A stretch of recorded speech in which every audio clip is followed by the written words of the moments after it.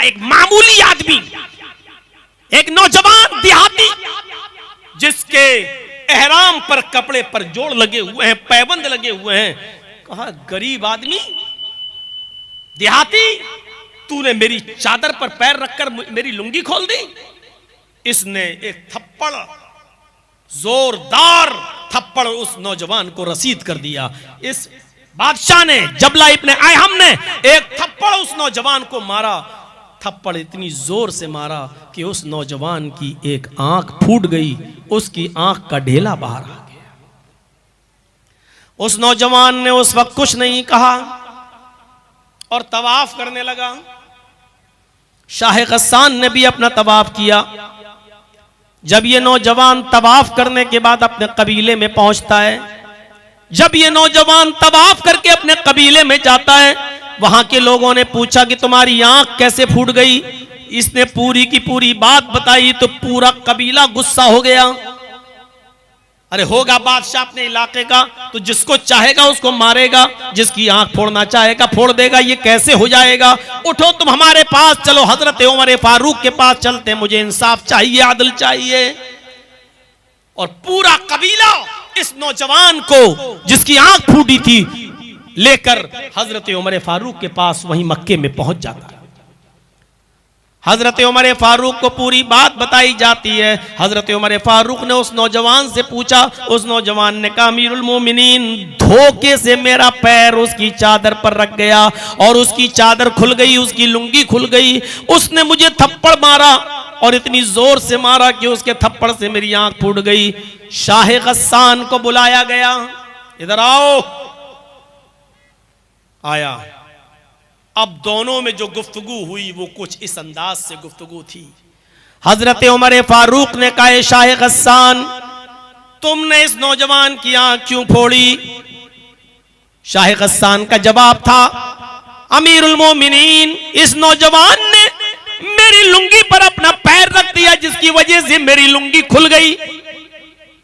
यह गरीब आदमी फटे पुराने कपड़े पहनकर, एहराम पहनकर आने वाला, यह आदमी मेरी चादर पर पैर रखेगा। मैंने एक थप्पड़ मारा और थप्पड़ जोर से लग गया, उसकी आंख फूट गई। हजरत उमर फारूक रज़ियल्लाहु ताला अन्हु ने कहा शाह गस्सान, उसने मुझे बताया है कि धोखे से उसका पैर चादर पर रख गया था जिसकी वजह से ये चादर तुम्हारी खुल गई, लुंगी खुल गई।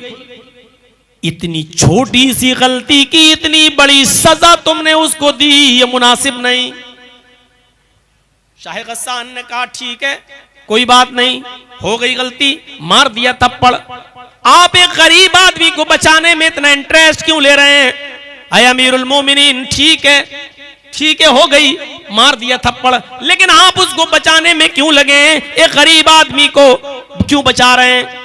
हजरत उमर फारूक ने कहा शाह गस्सान, इस्लाम लाने के बाद अमीर और गरीब का फर्क नहीं रहता है। इस्लाम की तालीम यही है कि अमीर और गरीब सब बराबर हैं। अय शाह गस्सान, तुम बहुत बुरा जुमला अदा कर रहे हो। तुम्हें इंसाफ, तुम्हारे साथ इंसाफ किया जाएगा और इस नौजवान को इंसाफ मिलना चाहिए। शाह गस्सान ने कहा अच्छा ठीक है, तो बताइए मुझे क्या करना होगा। बहुत मामूली सी चीज। हजरत उमर ने कहा बहुत मामूली सी चीज। कहा क्या। इस आदमी से माफी मांग लो, इस नौजवान से माफी मांग लो, इस देहाती से माफी मांग लो। अगर ये माफ कर देता है तो कुछ नहीं, और अगर माफ नहीं करता तो कुछ ले दे के मामला बना लो। जितने में वो तैयार हो जाए उसको उसकी आंख का नुकसान दे दिया जाए, जितने में वो राजी हो जाए ये माल उसको दे दिया जाए, तुम्हें छोड़ दिया जाएगा। हजरत उमर फारूक से शाह गस्सान ने कहा अमीरुल मोमिनीन, मैं एक मामूली और गरीब आदमी से माफी तो मांग नहीं सकता, ये नहीं होगा। इसने मेरी लुंगी पर पैर रखा है, गलती पहले उसने की, मैंने थप्पड़ मार दिया, उसकी आंख फूट गई। मैं इसको कुछ ले दे के भी मामला नहीं बनाना चाहता, न मैं माफी मांगूंगा न कुछ ले दे के मामला बनाऊंगा। अब बताइए इंसाफ का तकाजा क्या है। इस नौजवान को कैसे इंसाफ दिलाना चाहते हैं। अमीरुल मोमिनीन हजरत उमर ने कहा तो फिर तैयार हो जाओ, आंख के बदले आंख, तुम्हारी भी आंख फोड़ी जाएगी। पढ़िए सीरत फारूक अल्लामा शिबली नौमानी की। मेरे भाइयों, कहा कि तुम्हारी भी आंख फोड़ी जाएगी। बिदक गया, झुरझुरी तारी हो गई। मैं गस्सान का बादशाह, अमीरुल मोमिनीन, मेरी आंख फोड़ी जाएगी। आप जानते हैं किससे बात कर रहे हैं? मैं गस्सान का बादशाह रह चुका हूं, मेरा बाप भी बादशाह रह चुका है, मेरा दादा भी बादशाह रह चुका है। बादशाहत मेरे खानदान से चली आ रही है, बादशाहत मेरे खानदान की रखेल है। ये ओहदे मुझे खानदान से चले आ रहे हैं और मैं इससे माफी मांगूंगा। हजरत उमर ने कहा नहीं, मत मांगो, आंख के बदले आंख। कहा अमीरुल मोमिनीन, जब इस्लाम के अंदर बड़े लोगों की कोई इज्जत नहीं, साहिब इख्तिदार की कोई हैसियत नहीं, इस्लाम जब ऊंचे और बड़े मकाम और मर्तबे वालों को कोई इज्जत नहीं दे सकता है, उनका ख्याल नहीं रख सकता, तो ऐसा इस्लाम फिर किस काम का? मैं इस्लाम को ही छोड़ दूंगा, मैं फिर से ईसाई बन जाऊंगा, ऐसा इस्लाम मुझे नहीं चाहिए। हजरत उमर ने कहा फिर तेरी मर्जी। उसने कहा ठीक है, मैं जा रहा हूं गस्सान और मैं फिर से ईसाइयत कबूल करूंगा। हजरत उमर ने कहा तुम इस गस्सान नहीं जा सकते हो। आए शाह गस्सान, आए जबला इब्ने आए, हम इस्लाम लाने से पहले तुम जो थे वो थे, लेकिन इस्लाम लाने के बाद तुम इस्लाम भी नहीं छोड़ सकते हो। अगर तुमने इस्लाम छोड़ने की जुर्रत की, अगर मुर्तद होने की कोशिश की, तो तुम्हें दूसरी सजा दी जाएगी जो इस्लाम के कानून में मुर्तद को मिलती है। उसने कहा अगर मैं ईसाइयत कबूल कर लूं तो मुझे क्या सजा दी जाएगी? हजरत उमर फारूक ने कहा फिर तेरी गर्दन उड़ाई जाएगी, क्योंकि इस्लाम के अंदर मुर्तद की सजा यह है कि उसको कत्ल कर दिया जाए। उसने सोचा मैं तो दोनों तरफ से फंस गया, माफी मांग नहीं सकता, मेरी इज्जत के खिलाफ है, और आंख मेरी फोड़ी जाए ये तो और ज्यादा बेइज्जती की बात है। एक बादशाह की आंख फोड़ी गई और अगर इस्लाम छोड़ रहा हूं तो मेरी गर्दन भी उड़ाई जा रही है, अब क्या करूं? उसने कहा अमीरुल मोमिनीन ठीक है, मुझे कुछ सोचने का मौका दीजिए। इतना बड़ा फैसला, कुछ सोचने का मौका तो दीजिए। हजरत उमर ने कहा तुम्हें एक दिन की मोहलत दी जा रही है, कल इसी वक्त तक का टाइम है तुम्हारे पास, हमारी जबान में 24 घंटे, तुम्हें 24 घंटे की मोहलत दी जा रही है। कल इस वक्त तक तुम बता सकते हो माफी मांगते हो या नहीं, कुछ ले दे के मामला बनाते हो या नहीं, या आंख खुलवाते हो या नहीं, या इस्लाम छोड़ रहे हो क्या? तुम कल सोच समझ के बता दो कि तुम्हें क्या करना है। मेरा मशवरा मानो तो सबसे आसान तरीका यह है कि उसको सॉरी बोल दो, उससे माफी मांग लो, और मुझे उम्मीद है कि तुम्हारा भाई भी तुम्हें माफ कर देगा, क्योंकि इस्लाम अफू दरगुजरी को पसंद करता है, वो माफ कर देगा। उसने कहा अमीरुल मोमिनीन अपना मशवरा अपने पास रखिए, मुझे एक दिन की मोहलत आपने दी है, मैं कल बताता हूं आपको। कहा ठीक है जाओ। वो गया अपने खेमे में जहां पड़ाव डाला हुआ था और अपने 500 साथियों से कहता है कि इस्लाम लाने के बाद तो और बेइज्जती हो रही है, कोई फर्क नहीं है, अमीरी गरीबी में कोई फर्क नहीं है, अदल का तकाजा। उमर कहते हैं कि ये है कि तुम्हारी आंख फोड़ी जाएगी। बताइए मैं शाह गस्सान का बादशाह और मेरी आंख फोड़ी जाए? मैंने फैसला कर लिया कि इस्लाम छोड़ दूंगा, लेकिन यहां इस्लाम छोड़ता हूं तो मेरी गर्दन काटी जाएगी। ऐसा करो कि रात की तारीकी में हम लोग यहां से भाग जाते हैं, फरार हो जाते हैं। और जब रात तारीक हुई और चारों तरफ से छा गई तो शाह गस्सान अपने 500 आदमियों को लेकर रात के अंधेरे का फायदा उठाते हुए भाग गया और फिर वो अपने शहर, अपनी बस्ती में चला गया। हजरत उमर फारूक को पता चला कि ये लोग तो रात में भाग गए, लेकिन कोई परवाह नहीं की। उस नौजवान को बुलाया, कहा मुझे अदल और इंसाफ उन 500 आदमियों के फिर जाने से और इस्लाम को छोड़ देने से भी ज्यादा प्यारा है। मैं नहीं चाहता कि ऐसे लोग इस्लाम के अंदर दाखिल हों जो अमीर होने के बावजूद तकब्बुर की चादर अपने ऊपर से ना उतार सकें, घमंड की रिदा अपने ऊपर से ना उतार सकें। मुझे ऐसे लोगों के इस्लाम की कोई चिंता नहीं है। चले गए, कोई फर्क नहीं पड़ता। मुझे फख्र है कि मैंने न्याय, इंसाफ और अदल को कायम रखा है। मेरे प्यारे साथियों, अदल और इंसाफ का तकाजा ये था। हजरत उमर फारूक कौन थे? अमीरुल मोमिनीन, और अदल को कायम रखा। कयामत के दिन अर्श के साए में वो अमीर भी होगा, वो हाकिम वक्त भी होगा जो अदल और इंसाफ करता होगा। सबातुन युज़िल्लुहुमुल्लाहु फी ज़िल्लिही यौम ला ज़िल्ला इल्ला ज़िल्लुहु, अल इमामुल आदिल। कयामत के दिन अर्श के साए में सबसे पहले जगह उसको मिलेगी जो अदल और इंसाफ करने वाला बाप होगा, अदल और इंसाफ करने वाला इंसान होगा, अदल और इंसाफ करने वाला हाकिम होगा, अदल और इंसाफ करने वाला कोई जिम्मेदार होगा। उस आदमी को जगह मिलेगी। वो तो वाक़या सुना ही होगा, 50 बार सुना होगा, आपके उलमा ने बताया होगा।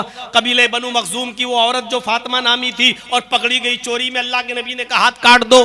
कहा बड़े ऊंचे घर की लड़की, अगर इसका हाथ काटा गया तो नाक कट जाएगी। और सबसे ज्यादा चहीते, नबी के सबसे ज्यादा दुलारे हजरत उसामा इब्ने ज़ैद को भेजा गया कि जाओ आप सिफारिश करो। तो अल्लाह के नबी सल्लल्लाहु अलैहि वसल्लम से कहने लगे, अरे अल्लाह के नबी छोड़ दीजिए उस औरत को, उसका हाथ मत काटो, बड़े ऊंचे घर की लड़की है, अगर हाथ कट गया तो नाक कट जाएगी। अल्लाह के नबी सल्लल्लाहु अलैहि वसल्लम ने फरमाया, वाह, अल्लाह की हदों में से एक हद में सिफारिश लेकर आ गए हो। ये मेरी तरफ से हदें थोड़ी हैं, ये तो अल्लाह ने बयान किया है। सारिक़ु वस्सारिक़तु फ़क़्तऊ अयदियहुम, चोरी करने वाले मर्द और चोरी करने वाली औरत दोनों का हाथ काट दो। ये तो कुरान ने हद जारी की है। मैं कौन होता हूं? अल्लाह रब्बुल आलमीन की तरफ से कायम करदा किसी हद को बदलने वाला। उसका हाथ काटा जाएगा, और जब हाथ उसका काट दिया गया तो तमाम लोगों ने कहा अल्लाह के रसूल बड़ी नाक कट रही है, सुबकी हो रही है। लोग कह रहे हैं कि अमीरों का भी ख्याल नहीं रखा जाता है इस्लाम में। तो अल्लाह के नबी सल्लल्लाहु अलैहि वसल्लम ने उस वक्त जो तारीखी जवाब दिया वो हदीस की किताबों में मौजूद है। लौ अन्ना फातिमा बिन्त मुहम्मद सरकत लक़तअतु यदहा, उसने चोरी की, अगर उसकी जगह पर मोहम्मद की अपनी बेटी फातिमा भी चोरी करती तो मैं उसका भी हाथ काट देता, क्योंकि यह अदल है, ये इंसाफ है। जो चोरी करेगा और वो निसाब को, हद को पहुंचेगी तो उसको जो है सजा दिया जाएगा, चाहे वो मर्द हो या औरत। लिहाजा मेरी बेटी भी अगर चोरी करती तो उसका भी हाथ में काट देता। ये है अदल व इंसाफ। और अदल व इंसाफ करने वाले कयामत के दिन कहां होंगे? अल्लाह के अर्श के साए में। यहां जितने बैठे हैं ना, सब सोच लें कि पहला ही मामले में कितने लोग होंगे जो अर्श के साए से बेदखल कर दिए जाएंगे। चल हट, भागो यहां से। पहली चीज। अब आगे चलिए, आगे नौजवानों के लिए। आज का नौजवान अल्लाह ही बेहतर जाने कि अर्श के साए में जगह पा पाएगा या नहीं पा पाएगा। जो आदमी जलसों में भी मोबाइल खड़ा करके वीडियो बना रहा हो, जिसको जलसे से ज्यादा अपने यूट्यूब चैनल की फिक्र हो और अपनी कमाई की फिक्र हो, वो आदमी अल्लाह के अर्श के साए में। वशाबुन नशा फी इबादति रब्बिही, हाय हाय, क्या बात कही अल्लाह के रसूल सल्लल्लाहु अलैहि वसल्लम ने। वो नौजवान, वो जवान जो अपने रब की इबादत में मसरूफ है। इबादत सिर्फ नमाजी नहीं होती है, बस गए जोहर में 4 रकात पढ़ के चले आए, मगरिब में 3 पढ़ के चले आए, इशा में 4 रकात पढ़ के चले आए। इबादत सिर्फ यही नहीं होती। जो चीज भी इबादत कहलाती है, और वो नौजवान जो अल्लाह की इबादत में हर वक्त मसरूफ है, वो अल्लाह के अर्श के साए में होगा। वो उक़बा इब्ने नाफे नौजवान 1500 घुड़सवारों को लेकर निकला, और जहां गया उसने इस्लाम का झंडा लहरा दिया। जहां गया उसने इस्लाम को फतह कर लिया, इस्लाम का झंडा लहराकर उस इलाके को फतह कर लिया। जहां गया, दाएं देखा तो इस्लामी इस्लाम, बाएं देखा तो इस्लामी इस्लाम। आगे बढ़ता जा रहा है, पीछे इस्लाम का झंडा लहराता जा रहा है। उसने ऐसा इस्लाम फैलाया, ऐसा इस्लाम फैलाया, ऐसा इस्लाम का झंडा लहराया कि इस्लाम का झंडा लहराते लहराते फहराते फहराते सामने समंदर आ जाता है। उसको समंदर ही समंदर दिखाई देता है। नौजवानों जरा इधर तवज्जो दीजिए और देखिए, भी नौजवान था, अपने 1500 घुड़सवारों के साथ सफर कर रहा है। दाएं देखता है तो इस्लाम का झंडा, बाएं देखता है तो इस्लाम का झंडा, पीछे मुड़ के देखता है तो मोहम्मद रसूलुल्लाह का परचम, और सामने देखता है तो कहता है कि समंदर ही समंदर। उसने अपनी तलवारों को जमीन में गाड़ा, अपने घोड़ों को बांधा 1500 लोगों ने, और उसके बाद समंदर के खारे पानी से वुजू बनाया और उसी समंदर के करीब खड़े होकर उसने 2 रकात नमाज पढ़ाई। जब उक़बा इब्न नाफे ने नमाज अदा की और 1500 लोगों ने उसके पीछे नमाज अदा कर ली, तो उक़बा इब्न नाफे उन समंदर की ताजा और उठती हुई लहरों को देखकर कहता है, आय अल्लाह, दाएं इस्लाम और बाएं इस्लाम और मेरे पीछे भी इस्लाम, जहां से मैंने गुजरा मैंने तेरे नबी का झंडा लहरा दिया है, मैंने इस्लाम का परचम लहरा दिया है, अब मैं क्या करूं, सामने समंदर आ गया है। आय अल्लाह, अगर मुझे ये पता चल जाए, इलाहुल आलमीन, मुझे इस बात का इल्म हो जाए कि इस समंदर को पार करने के बाद भी कोई बस्ती रहती है, तेरी कोई मखलूक जिंदा है, तेरे बंदे आबाद हैं और कुफ्र कर रहे हैं, तो कसम है मुझे तेरे इज्जत और जलाल की, मैं अपने 1500 घुड़सवारों के साथ समंदर में छलांग लगा जाऊंगा और तैरना शुरू कर दूंगा और उस वक्त तक रुकने का नाम नहीं लूंगा, जब तक कि समंदर को पार करने के बाद उस बस्ती पर भी तेरे नबी जनाबे मोहम्मद रसूलुल्लाह का परचम न लहरा दूं, जब तक इस्लाम का झंडा न गाड़ दूं, उस वक्त तक मैं चैन और सुकून के साथ नहीं सोऊंगा। मेरे भाइयों, ये उक़बा इब्न नाफे एक जवान आदमी है जो ये कह रहा है, आय अल्लाह, मैंने दाएं तेरे नबी का झंडा लहरा दिया, बाएं इस्लाम फैल गया, पीछे भी इस्लाम नजर आ रहा है, सामने समंदर है और मुझे नहीं मालूम कि समंदर को पार करने के बाद भी कोई बस्ती रहती है। अगर मुझे पता चल जाए इस समंदर को पार करने के बाद भी कोई बस्ती रहती है, तो मैं अपने घोड़ों को समंदर में डाल दूंगा और उस बस्ती पर भी तेरे नबी का परचम लहरा दूंगा। ये थे जो अपने रब की इबादत में लगे हुए थे, ये अर्श के साए में होंगे। हजरत हंजला का मामला कौन नहीं जानता। शादी हुई, बीवी घर में आई, पहली रात है, शबे जुफाफ भी मना ली और ऐलान हो जाता है कि आखिरी आवाज है, आखिरी निदा है, इस आवाज के बाद अब कोई भी आदमी अपने घर में नहीं बैठ सकता है, अपने घर में नहीं रुक सकता है। हजरत हंजला ने फौरन अपना घोड़ा खोला और जिहाद के लिए निकल गए। उनकी बीवी पीछे से कहती है, मैं तुम्हें जिहाद में जाने से नहीं रोक रही हूं, लेकिन आए हंजला, अभी तो तुमने मुझसे हम बिस्तरी की है, अभी तो शबे जुफाफ बनाई है, गुस्ल तो कर लो, गुस्ल तो करते जाओ, गुस्ल तो करते जाओ। कहने लगा, बीवी गुस्ल करने का मौका कहां है, कासिद की आवाज नहीं सुनी, दावत देने वाले ने दावत दी, अब किसी को एक लम्हा भी घर में रुकने की परमिशन नहीं है, ये आखिरी आवाज है, इस आवाज को सुनकर जो नहीं निकला वो कयामत के दिन अल्लाह को जवाब देगा। घोड़ा दौड़ाया और निकल गए, मैदान जिहाद में गए, लड़े, इतना लड़े कि लड़ते लड़ते उन्होंने अपनी जान की कुर्बानी दे दी, शहीद हो गए, कई काफिरों को मारा और खुद भी शहीद हो गए। मेरे भाइयों, जब उनको दफनाया जाने लगा तो आपको शायद यह मसला मालूम हो, जो अल्लाह की राह में कत्ल कर दिया जाता है उस शख्स को उन्हीं कपड़ों में दफनाया जाता है जिन कपड़ों में उसकी शहादत होती है, पहली चीज। दूसरी चीज यह है कि शहीद की नमाज जनाजा नहीं पढ़ी जाती है। तीसरी चीज यह है कि उसको गुस्ल नहीं दिया जाता है और बगैर गुस्ल के उसको दफनाया जाता है। कयामत के दिन शहीद इसी हाल में अपनी कब्र से उठेगा कि उसके जिस्म से खून के कतरे गिर रहे होंगे।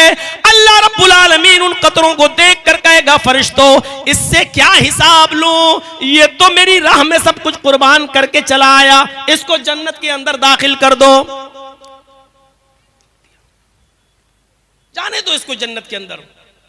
तो जब हजरत हंजला को दफनाया जाने लगा तो बीवी ने अर्ज किया, अय अल्लाह के नबी, मेरे शौहर को गुस्ल दे दीजिए। अल्लाह के नबी ने फरमाया, हंजला की बीवी, शायद तुम्हें पता नहीं, शहीद को गुस्ल नहीं दिया जाता है जनाजा नहीं पढ़ा जाता है। कहने लगी मैं जानती हूं, मसला मालूम है, लेकिन मैं कैसे बताऊं। अय अल्लाह के रसूल, आप ही फरमाते हैं इन्नल्लाह ला यस्तही मिनल हक, अल्लाह हक बात से नहीं शर्माता। कल ही मेरा निकाह हुआ, मेरी शादी हुई, मेरा शौहर मुझे घर लाया, पहली रात ही मेरे साथ शबे जुफाफ बनाई, जिहाद का ऐलान सुना, रात ही में निकल गया। इतना लड़ा कि लड़ते लड़ते शहीद भी हो गया। अय अल्लाह के नबी, शबे जुफाफ बनाने के बाद मेरे शौहर गुस्ल नहीं कर सके और बगैर गुस्ल के निकल गए, इसलिए मैं उस गुस्ल की बात कर रही हूं कि मेरे शौहर को वो गुस्ल दे दो, मेरे शौहर को वो गुस्ल दे दीजिए जो बीवी से मिलने के बाद दिया जाता है। मेरे शौहर बगैर गुस्ल किए हुए निकल गए और शहीद हो गए। थोड़ी देर अल्लाह के नबी ने तवक्कुफ किया, गोया के वही का इंतजार कर रहे हो, और थोड़ी देर के बाद कहने लगे आए सहाबियों, हनजला को ऐसे ही दफन कर दो। बीबी फिर बोली आए अल्लाह के नबी, मेरे शौहर के गुस्ल का क्या बना। इमाम कायनात ने फरमाया आए हनजला की बीबी, तेरे शौहर को मेरे गुस्ल की जरूरत नहीं, आसमान से उतरने वाले 70,000 फरिश्तों ने तेरे शौहर को गुस्ल दे दिया। तेरा शौहर गसीलुल मलाइका है, उसको गसीलुल मलाइका का खिताब मिल गया। तेरे शौहर को 70,000 फरिश्तों ने गुस्ल दिया। ये कौन सा जवान आदमी था, शादी हुई, पहली रात मनाई और जिहाद के लिए निकल गया, अपनी खूबसूरत बीवी को भी छोड़ गया। जिहाद भी अल्लाह की इबादत है और इबादत के लिए निकल गया। वह शाबुन नशा फी इबादत रब्बी, दूसरा वो जवान आदमी अर्श के साए में होगा जो अपने रब की हर वक्त इबादत में लगा हुआ है। यहां सही से बैठकर जलसा नहीं सुन सकते, इबादत करेंगे अल्लाह की। 15 साल तो वो हो गए जो यहां आए थे पहले, वरना और 10 साल मेरे जोड़ लो जो पहले से आ रहे हैं। 25 साल पहले भी इसी तरीके के हंगामे हुआ करते थे जलसों में, और इसी तरीके का शोर हुआ करता था। और आज भी अगर कोई पूछे कि जर्जी साहब, मैंने सबसे पहली तकरीर जो की थी बंबई में, उस वक्त मेरी उम्र थी 17 साल 10 महीना, जब बाल ठाकुरे के खिलाफ में बोला था। और जब मैंने उसको कहा था कि हरे रंग पे पाबंदी की बात करता है, पहले लौकी खाना छोड़, पालक खाना छोड़, हैं, और हरे धनिया हरी मिर्चें खाना छोड़, और लाल रंग से प्यार है तो वही खाओ जो हम लोग खाते हैं। और इस जुर्म में जब हम गए, 24 घंटा बिठाए रहे, मुझे थाने में रखा गया। और पहली मर्तबा जब मैं थाने में बैठा था, और इसलिए केस मेरे ऊपर नहीं बन पाया था क्योंकि मेरे बालिग होने में 2 महीने कम थे। 17 साल 10 महीने थे, 18 साल का होता तो भी चला गया होता अंदर। उस वक्त से मैं बोल रहा हूं, और आज अपनी उम्र के 46-47 के आसपास में पहुंच गया हूं। अंदाजा लगाइएगा कि 18 साल से लेकर अब तक कितने साल का अरसा गुजर चुका है। इस अरसे के बारे में कोई पूछे कि जर्जी साहब उस दौर से अब तक तकरीर कर रहे हो, आप जलसों में कितना फर्क देख रहे हो, जलसों में कितनी तमीज और कितना सलीका और कितनी तहजीब देख रहे हो, जलसों में कितना फर्क पड़ा है और जलसों में क्या सुधार आया है, आप कितने नंबर देना चाहते हो? तो जर्जीस देगा 100 में 0। इतने साल पहले जिस तरह की बदतमीजी आप करते थे वो आज भी करते हो। उससे पहले जो बदअक्ली थी वो आज भी है, उससे पहले जो बदतमीजी थी वो आज भी है, उससे पहले जलसों का जो अदम एहतराम आपके दिलों में था वो आज भी है, इससे पहले जलसों की जो नौयत आपके जहनों में थी वो आज भी है। कोई तब्दीली नहीं आई है, कद थोड़ा सा बड़ा हो गया है। फर्क सिर्फ इतना है कि पहले जवान थे, अब 4 बच्चों के बाप बन गए हो, बस इससे ज्यादा कोई फर्क नहीं आया है। हमारे समाज में, हमारी सोसाइटी में, हमारे इलाके में और हमारी बस्तियों में बुरा लगे तो लगता रहे, मत बुलाइएगा, कोई फर्क नहीं पड़ता। फर्क कुछ नहीं पड़ा, न जहेज में फर्क, न शादियों में फर्क, न जहेज की डिमांड में फर्क, न लेन देन में फर्क। मेरे भाइयों कोई फर्क नहीं पड़ा है।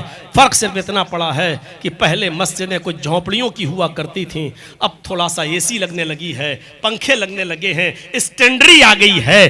बस अब लोग मस्जिद बनाने का तो बहुत बड़ा सवाब समझते हैं, लेकिन मस्जिदों को भरना जुर्म समझ रहे हैं, वो नहीं जाते। मस्जिद तो बना ली, शब भर में ईमा की हरारत वालों ने, मन अपना पुराना पापी रहा, बरसों में नमाजी बन न सके। कोई फर्क नहीं पड़ा है हमारे इस समाज में, उस सोसाइटी में। और शाप